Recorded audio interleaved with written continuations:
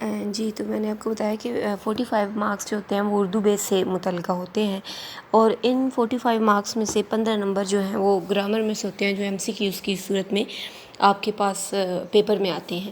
اس کے علاوہ 20 نمبر جو ہیں وہ آپ کے مضمون نویسی کے ہوتے ہیں۔ مضمون آپ نے ایک لکھنا ہوتا ہے ایک ٹاپک کے اوپر، اور اس 20 نمبر ان کے علاوہ 10 نمبر کا آپ کے پاس جو ہے وہ خط آتا ہے۔ اب یہ جو اردو بے کا آپ کا سیلیبس ہے، اس میں سے آج ہم انشاءاللہ جو ہے وہ خط کے بارے میں تھوڑا سا پڑھیں گے۔ خط آپ کے پاس ایک بہت اچھی اپرچونٹی ہے۔ ویسے تو آپ کا جو پیپر ہے یہ سب سے لاسٹ والا کویسچن جو ہے وہ آپ کے پاس خط کا ہوتا ہے، اور بعض دفعہ ایسے ہوتا ہے کہ خط کی جگہ پر جو ہے وہ ابیتی بھی آ جاتی ہے، لیکن جو عام طور پر مشاہدہ ہے اور جو میرے ایکسپیرینس کے مطابق وہ یہ ہے کہ ابیتی جو ہے وہ اگر آپ پچھلے 9-10 سالوں کے پیپر اٹھاتے ہیں تو 1-2 پیپرز ایسے ہوں گے ان سالوں میں جن میں سے جو ہے وہ ابیتی کا کویسچن ہو خط کے بجائے۔ موسٹلی جو ہے وہ خط کا ہی کویسچن ہوتا ہے، اور کبھی یہ ہوتا ہے، کبھی کبھار یہ ہوتا ہے کہ ابیتی آ جاتی ہے، یعنی کہ ان کے اندر چوائس نہیں ہوتی، ان میں سے جو ہے وہ کوئی بھی ایک آ جاتی ہے، لیکن زیادہ 90% چانسز جو ہیں وہ خط کے ہی ہوتے ہیں۔ اس وجہ سے پہلے جو ہے وہ ہم خط کو کرواتے ہیں، اور لیکن ابیتی بھی ہم انشاءاللہ ضرور بعد میں کریں گے۔ ابھی تھوڑا سا ہم جو ہے وہ خط کا تعارف لیتے ہیں۔ 10 نمبر پر آپ کا جو ہے وہ 10 نمبر کا یہ کویسچن ہوتا ہے خط کا۔ کوئی ایک آپ کو کہا جاتا ہے کہ فلاں شخص کو خط لکھیں کسی بھی ٹاپک پہ، کوئی ایک ٹاپک آپ کو دیا جاتا ہے۔ اب جب آپ خط لکھتے ہیں تو خط جو ہے وہ 2 بیسیکلی حصوں پر مشتمل ہوتا ہے۔ ایک حصہ جو ہے وہ اس کے آپ کہہ لیں کہ فریم ہے ایک چیز، ٹھیک ہے، ایک حصہ جو ہے وہ اس کا فریم کہلاتا ہے، اور دوسرا حصہ اس کی باڈی آپ کہہ لیں گے، ایک باڈی ہے اس کی۔ باڈی کو آپ جو ہے وہ نفس مضمون بھی کہہ سکتے ہیں۔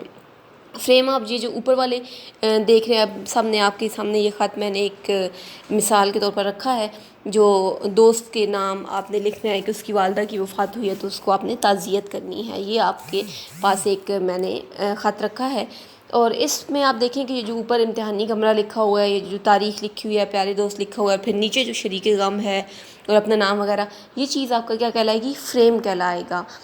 مخاطب جب آپ کسی کو کرتے ہیں تو یہ ساری چیزیں فریم میں آتی ہیں۔ ان میں ہر چیز کا جو ہے وہ الگ الگ نمبر اس کا ہوتا ہے، اور باڈی جو ہے جو نفس مضمون ہے اور اس کے الگ مارکس ہوتے ہیں۔ تو خط ایک ایسی چیز ہے جو کہ آپ تھوڑی سی محنت کے ساتھ آپ اس میں سے جو ہے وہ بہت اچھے مارکس لے سکتے ہیں، اور اگر آپ بہت اچھا اپنی طرف سے کوشش کریں تو آپ اس میں سے جو ہے وہ 10 میں سے 10 بھی لے سکتے ہیں اگر آپ اپنی کوشش کریں۔ اور اس کا ایک فائدہ یہ بھی ہے کہ یہ ایک ایسا کویسچن ہے کہ اس کے نمبر اچھے خاصے ہیں، لیکن یہ بہت تھوڑے ٹائم میں جو ہے وہ آپ حل بھی کر سکتے ہیں یہ والا کویسچن۔ تو خط جب ہم شروع کرتے ہیں بچوں، تو خط شروع کرنے میں سب سے پہلے جو ہے وہ آپ دیکھیں کہ اوپر اس خط میں سب سے پہلے آپ اپر رائٹ اپر کارنر پہ آپ دیکھیں کہ آپ کے پاس لکھا ہوا ہے امتحانی کمرہ۔ یہاں سے ہمارا جو ہے وہ کوئی بھی خط ہوگا تو وہ یہاں سے امتحانی کمرہ سے شروع ہوگا، اور جب آپ امتحانی کمرہ لکھیں گے تو کچھ بچے جو ہے وہ کمرہ امتحان بھی لکھتے ہیں، کچھ بچے نہیں بلکہ موسٹلی بچے جو ہے وہ کمرہ امتحان لکھتے ہیں۔ کمرہ امتحان، کمرہ جو ہے وہ آپ کے پاس پرتگالی لفظ ہے، ٹھیک ہے، پرتگالی زبان کا لفظ ہے، اور یہ نہ تو عربی کا لفظ ہے اور نہ ہی فارسی کا لفظ ہے۔ اس وجہ سے ہم جب کمرہ امتحان لکھیں گے تو وہ ایک ترکیب بن جائے گی۔ ترکیب مطلب جہاں پہ آپ 2 لفظ اکٹھے کر رہے ہوتے ہیں، جیسے صبح و شام، نالہ دل، اس طرح کے جب آپ 2 لفظ مرکب اضافی یا ترکیب کے طور پر استعمال کرتے ہیں تو اس کے لیے ضروری ہے کہ دونوں لفظ جو ہیں وہ ایک زبان کے ہونے چاہیے، لیکن کمرہ چونکہ پرتگالی ہے اور امتحان جو ہے وہ اردو زبان کا لفظ ہے، تو اس وجہ سے ہم ان کو کمرہ امتحان نہیں کر سکتے بلکہ ہم ان کو امتحانی کمرہ کریں گے۔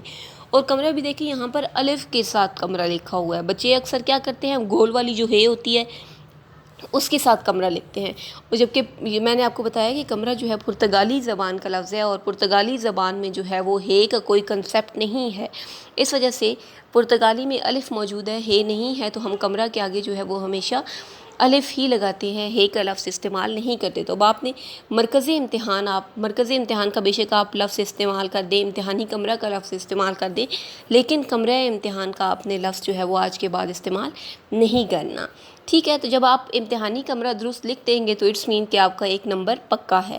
اب دوسرے لائن میں آپ دیکھیں کہ آپ جو ہے وہ تاریخ لکھی ہوئی ہے، جس طرح میں نے آپ کو فرسٹ ایئر میں ہمیشہ میں نے آپ کو بتایا کہ تاریخ آپ اپنی پوری کوشش کریں کہ آپ تاریخ کو اردو جو حروف ہیں گنتی کے اس میں لکھیں. اور چلے اگر آپ کو اردو گنتی نہیں آتی تو آپ انگلش والی جو جس طرح لکھتے ہیں وہ والی گنتی بھی لکھ سکتے ہیں، لیکن جیسے درمیان میں اب 18 اور جون جس طرح اردو میں جیم واو نون، اس طرح جون آپ نے لکھنا ہے. دوسری طرح یہ نہیں کرنا کہ جو ہے وہ 18/6/2020 اس طرح سے آپ نے تاریخ نہیں لکھنی، بلکہ یہاں پہ جس طریقے سے لکھی ہوئی ہے کہ 18 جون 2020 اور 2020 کے آگے آپ نے جو ہے وہ حمزہ کا سائن آپ کا آئے گا. ٹھیک ہے، تو یہاں پہ آپ کا جو ہے وہ دوسرا نمبر پکا ہو جاتا ہے جب آپ تاریخ جو ہے وہ صحیح سے لکھتے ہیں. پھر اس کے بعد یہاں پہ چونکہ دوست کے نام ہے تو یہ آپ دوستوں کے ساتھ فرینکنس ہماری ہوتی ہے، تو اس وجہ سے یہاں پر پیارے دوست کہہ کر اس کو مخاطب کیا جا رہا ہے. اور اس پیارے دوست کے سامنے آپ کو ایک اور سائن نظر آ رہا ہے جس کو ندائیہ کا سائن کہتے ہیں. کسی کو جب ہم مخاطب کرتے ہیں، کسی کو پکارتے ہیں، انگلش میں بھی آپ کے پاس یہ ایکسکلیمیٹری سائن جو ہے وہ یوز ہوتا ہے جس کو آپ انگلش میں بولتے ہیں، لیکن اردو میں اس کو ہم ندائیہ کا سائن کہتے ہیں. تو اس کو آپ نے پیارے دوست یا جو بھی جس کے نام بھی آپ خط لکھ رہے ہیں اس کے بعد آپ اگر فار ایگزامپل آپ اپنے والد کے نام خط لکھ رہے ہوں تو کیا آئے گا کہ پیارے والد جو والد بزرگوار، تو اس کے سامنے بھی آپ جو ہے یہ والا ندائیہ کا سائن لازماً استعمال کریں گے. پھر اسی کے ساتھ آپ کو نظر آ رہا ہوگا السلام علیکم ورحمۃ اللہ. تو یہاں پر آپ جو ہے وہ ایک اور غلطی جو اکثر دیکھنے میں آئی ہے کہ بچے کیا کرتے ہیں کہ وہ السلام علیکم السلام اور علیکم کے درمیان میں واو کا جو ہے وہ اضافہ کر دیتے ہیں، جبکہ ان کے درمیان میں واو لکھنا جو ہے وہ ایک غلط اردو میں اس کو غلط تصور کیا جاتا ہے. لہٰذا آپ نے ان کے درمیان میں واو نہیں لکھنی. آگے ورحمۃ اللہ آپ کی مرضی ہے، آپ لکھیں یا نہ لکھیں، صرف آپ بے شک آداب لکھتے ہیں، السلام علیکم لکھتے ہیں. ورحمۃ اللہ آپ اگر لکھنا چاہتے ہیں تو ضرور لکھیں، نہیں تو کوئی یہ ضروری نہیں ہے. پھر آپ نے اس کے بعد ہمارے پاس جو ہے وہ خط کا مضمون شروع ہو رہا ہے. اب میں نے آپ کو بتایا کہ یہ خط جو ہے وہ والدہ کی وفات پر تعزیت کا خط ہے. تو آپ کا خط اس طرح کا ہونا چاہیے کہ جو پڑھنے والا شخص ہے وہ خط دیکھتے ساتھ ہی یہ سمجھ جائے کہ آپ نے خط سے متعلقہ جو آپ کا مضمون ہے اس سے متعلقہ آپ نے اس کے اندر جو ہے وہ چیزیں لکھی ہیں. کیونکہ ایک تو ایگزامینر کے پاس اتنا ٹائم نہیں ہوتا کہ وہ آپ کینلی جو ہے وہ آپ کے سبق کو اسٹڈی کرے، آپ کا جو پیپر ہے اس کو اسٹڈی وہ ایک ایک لائن کو نہیں کر سکتا. لہٰذا آپ کے جو خط ہے وہ شروع کی کچھ ایسی لائنیں اس میں موجود ہوں کہ پتہ چلے کہ آپ نے والدہ کی اگر تعزیت پر خط ہے تو آپ نے اسی کے متعلق جو ہے وہ خط لکھا ہے. یا شروع میں آپ جو ہے وہ انا للہ و انا الیہ راجعون یہ والی بے شک یا ہم اللہ کی طرف سے آئے ہیں اور ہمیں اللہ کی طرف سے لوٹ کے جانا ہے، شروع میں بے شک مارکر کے ساتھ آپ یہ چیز لکھتے ہیں تاکہ پڑھنے والے پہ یہ ایک اچھا جو ہے وہ اس کا آپ کا امیج جو ہے وہ اس پہ اچھا پڑ جائے. پھر آپ نے شروع میں جو ہے وہ دیکھیں کس طرح لکھا ہے کہ میں چند دنوں کے لیے اپنے ایک دوست کے گاؤں گیا ہوا تھا، آج ہی واپسی ہوئی. ظہر کی نماز کے لیے جب میں مسجد پہنچا تو وہاں ابو بکر سے ملاقات ہوئی. اس کی زبانی پتہ چلا کہ آپ کی والدہ اب اس دنیا میں نہیں رہیں. اچانک یہ المناک خبر سن کر بہت صدمہ ہوا. میں حیران تھا کہ وہ تو بالکل تندرست اور صحت مند تھی، پھر یہ اچانک حادثہ کیسے پیش آیا. ابو بکر ہی نے بتایا کہ انہیں صبح 8 بجے دل کا دورہ پڑا اور 15 منٹ کے اندر اندر وہ اس جہان فانی سے کوچ کر گئیں. اللہ تعالیٰ نے اپنی رحمت کے سائے تلے جگہ دے. عزیز دوست، اب یہاں پہ بھی عزیز دوست بھی دیکھیں جب اس کو کسی کو مخاطب کیا جا رہا ہے تو اس میں جو ہے وہ ندائیہ کا سائن انہوں نے استعمال کیا ہے. یہ جو سائن ہے ان کو ہم رموز و کاف بولتے ہیں. تو جہاں بھی آپ اپنی رائٹنگ ہوتی ہے جو آپ کی عبارت ہوتی ہے اس کے اندر آپ رموز و کاف کے جو سائن ہوتے ہیں ان کا بہت خیال رکھنا چاہیے، اسپیشلی اردو کے پیپر میں. جہاں پہ آپ کا جملہ ختم ہو رہا ہو وہاں پہ واضح طور پر آپ ختمہ کا نشان لگائیں. جہاں پہ سکتہ کا سائن آتا ہے وہاں پہ اس کو ضرور استعمال کریں. یہاں پہ جس طرح عزیز دوست، تو پھر اس کے بعد انہوں نے ندائیہ کا سائن جو ہے وہ استعمال کیا ہے. پھر وہ کہتے ہیں کہ موت ایک ایسی حقیقت ہے جسے کوئی جھٹلا نہیں سکتا. اس دنیا میں اللہ کے منکر تو مل جاتے ہیں لیکن موت کا منکر کہیں نہیں ملتا. جس زیرو نے سانس لیا اس نے موت کا ذائقہ ضرور چکھا. یہ اللہ کا فیصلہ ہے. ارشاد ہوتا ہے کل نفس ذائقۃ الموت، ہر جاندار موت کا ذائقہ چکھے گا. تو اب یہاں پہ دیکھیں کہ وہ آیات کا بھی استعمال کیا جا رہا ہے.